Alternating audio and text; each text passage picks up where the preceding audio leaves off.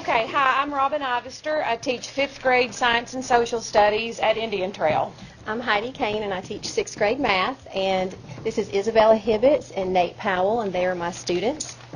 And I'm Miranda Wilson. I teach 6th grade ELA at Indian Trail, and this is Sebastian Green and Cadence Kimball, and they're also some of my students. So I'll begin at the beginning, and we'll give you a little more information as we go about what we're here to talk to you about. Last year we had some serious discipline issues at Indian Trail, especially in the 5th grade. We have found that we had a lot of referrals for discipline. Our teachers and our administrators, our counselors were dealing with behavior problems, almost constantly. So we came together as a leadership team, and we also discussed the fact that our school climate survey showed that although kids felt very strongly about their teachers and their administrators in a positive way, they did not feel that way about their interactions with peers. So we decided we needed to really do something to address this and come up with some solutions to address that problem. And that's when Dr. Jacobs suggested that we look into possibly exploring restorative practices. So last year, at the end of the school year in April, the three of us attended a conference, kind of like a workshop in Knoxville, that was led by a woman named Kimberly Dobbins-Beck. She was excellent. And she talked about this particular restorative practice called circles.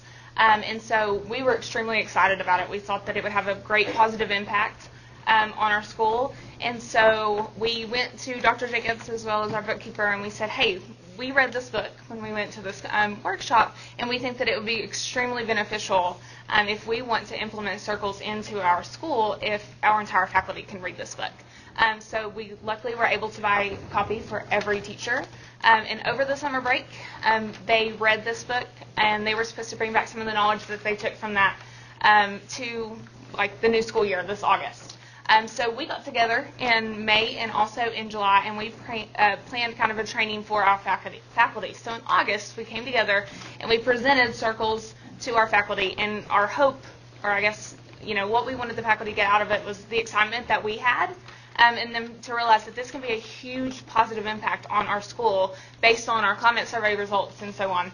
And so together, because we have an awesome faculty, we all said this is something that we want to implement, and we want to implement it immediately. So we have implemented circles into our classrooms and teaching this year, and Ms. Ivester was going to tell you a little bit about the circles.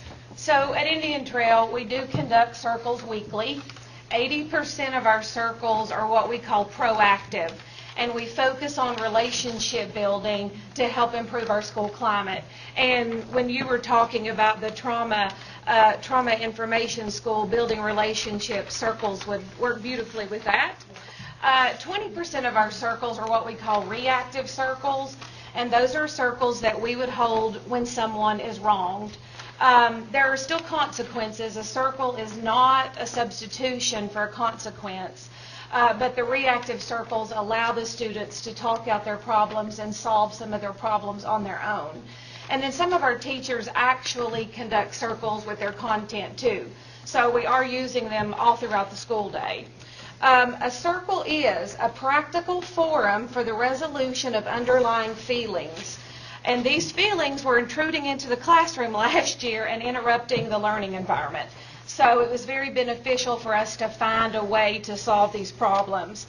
Our main goal with the circle is for our students to build relationships with one another.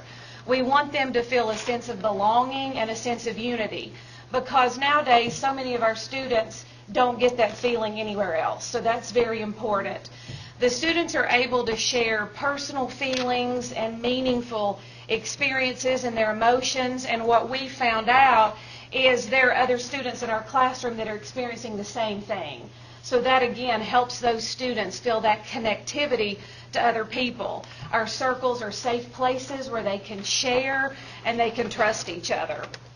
And things that we're able to discuss during circles, we have character traits we can teach, life skills, if there are certain events at school that we feel like need to be discussed, any hot button issues like soft lockdowns. And we're also able to address student concerns if the students have anything they want to bring into the circle. So now we'd like for you all to hear from some of our students. The The importance of circle expectations. The circle expectations are very important to Indian Trail's well-being. The 6 expectations are to do not interrupt unless you have the talking piece. Also, pay very close attention to the speaker. Be respectful. Be comfortable. Don't judge. This is a safe place. What is said stays. Be responsible and be empathetic. Be comfortable is meaning it is okay for you to tell everyone what you are feeling inside.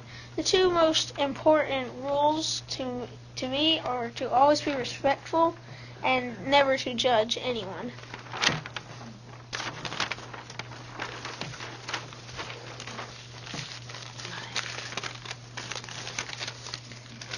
Everyone in a class sits in a circle. We pass the talking object around and talk if we have any problems at home or at school or anywhere.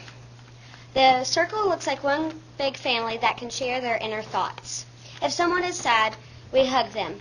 We have solved problems like who is throwing food in the cafeteria and who is cussing in school.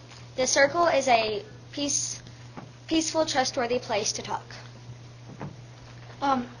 The reason that I found of the circle, why the circle is important, is that people can share their thoughts and expressions that they might not be able to share as freely at their house or at any other place. And it also grows teacher-student relationships. The circle in our classroom that I found to have the most impact was on bullying. During the circle, we talked about bullying and we went into depth with that subject by talking about people being bullied and how it could be solved.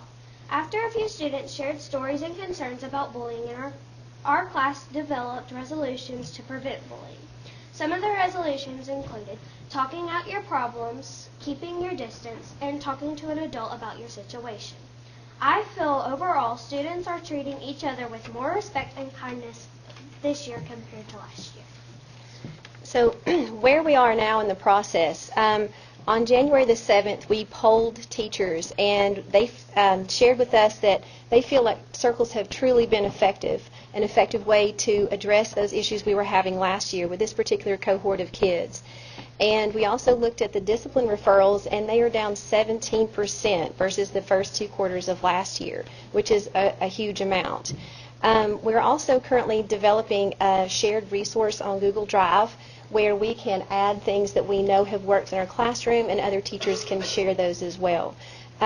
We also are conducting our school climate survey this week, and we're very anxious to see if student responses this year are more positive than last year. And like Jennifer shared, we were just nudging each other back there like, this is amazing, because if our children know how to relate to one another on this level and they get to Liberty Bell and you're trying to kind of implement the same sort of things, we just thought that was awesome. Yes, so we're glad to be here. Wonderful. Thank you, all of you, for being here. And again, we have just a minute or two for a quick question. Yeah, of course, I seem to be asking more questions. You're my go-to. Sorry about that.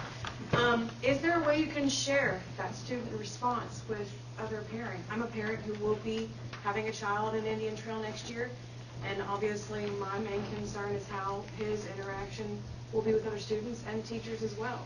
So my goal is to make sure that his environment continues to be positive, that the educational environment continues to help him grow and his peers grow as well. Is there a way that you can share what students think about the implementation circles? Right. One of the things that we found to be really important last year, this year, and previous as well, is participating in that school climate survey. And you as a parent will be able to do that as well. And that's a really, really good place to voice your opinions. And Dr. Jacobs reads every single written response that we have. We compile all of that data and we really look at it to see, is there a place where we really need to work? And, you know, you don't want to really stereotype any, particular cohort of children, but we had heard from just about every single elementary principal that this is going to be a tough group. Well, okay, we've dealt with tough groups before, we can do this. They were right. Because if you take, all these kids from 8 different elementary schools and then you put all of them in the same place, this is the first time that dynamic has really happened. And it's always been an objective of Dr. Jacobs, our whole administration, and our faculty to have this welcoming, inviting school. And when children told us that you guys are great, but our peers are not doing what they should do, that's what we want to know. And we are, in the process of conducting that same survey this week, which will give us that information. And we want them to know, that this is always going to be a safe place to share things. Thank Is there a way you can share that information? Oh, absolutely. Yes, it is shareable, definitely. Thank you. And, of course, I'm sure through parent conferences or your PTA meetings or whatever information can be shared and can go on as needed. Absolutely.